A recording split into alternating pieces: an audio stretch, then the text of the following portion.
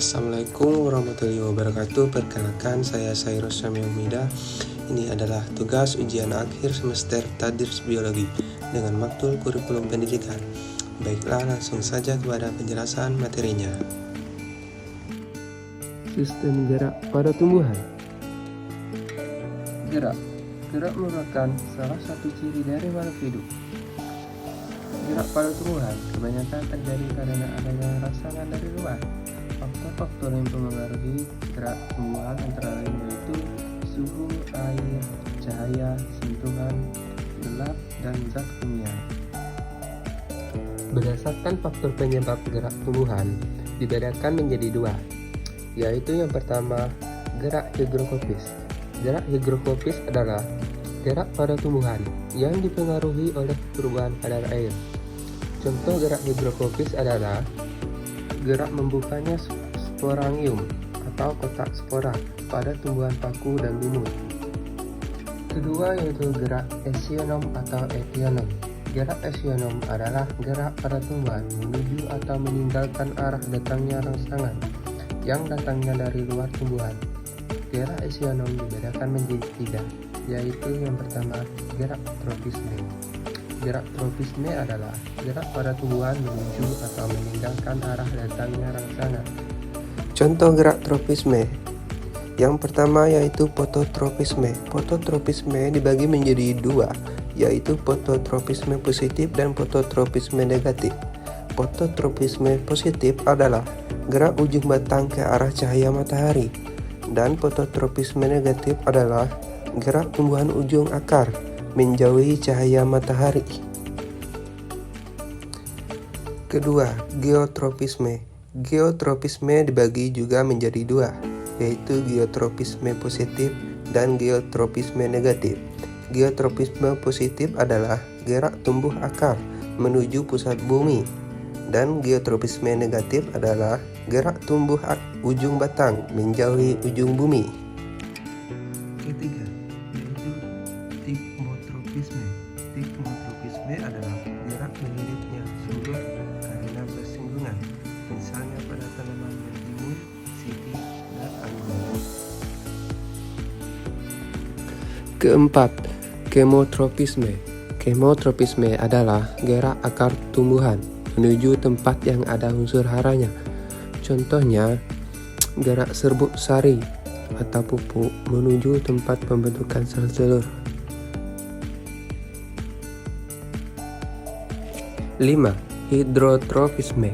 Hidrotropisme adalah gerak akar menuju tempat yang ada airnya.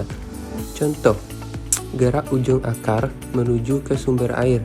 Kemampuan gerak akar menuju sumber air ini memungkinkan tumbuhan dapat terus mendapatkan air, sehingga dapat terus bertahan hidup.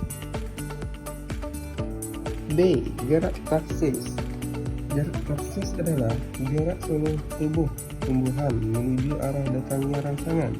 Gerak taksis dibedakan menjadi dua, yaitu yang pertama yaitu fototaksis. Fototaksis adalah gerak kloroplas menuju ke sisi sel yang mendapatkan cahaya. Contohnya gerak eulegna menuju cahaya. Fototaksis dibedakan menjadi dua, yaitu fototaksis positif dan fototaksis negatif. Fototaksis positif adalah gerak tumbuhan mendekati rangsangan cahaya, sedangkan fototaksis negatif adalah gerak tumbuhan menjauhi rangsangan cahaya.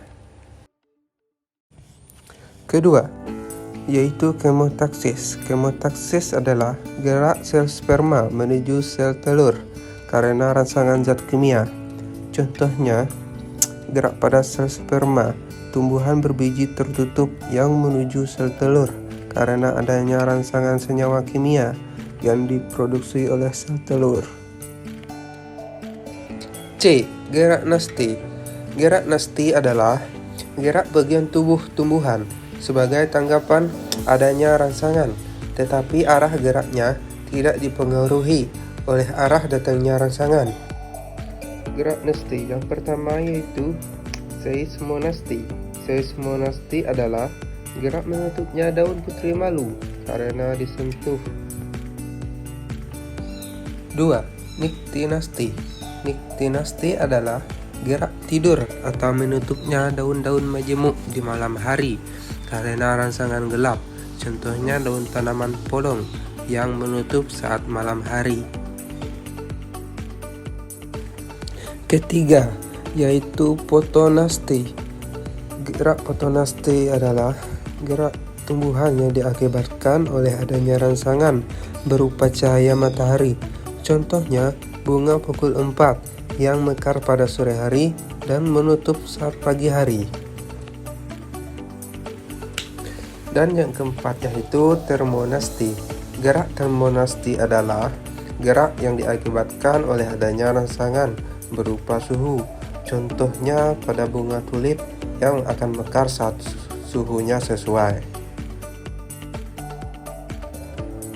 Dan dapat disimpulkan, bukan manusia dan binatang saja yang bisa bergerak, namun tumbuhan juga memiliki gerak. Berdasarkan faktor penyebab gerak pada tumbuhan. Gerak pada tumbuhan ada dua, yaitu gerak hygroskopis dan esionom atau etionom.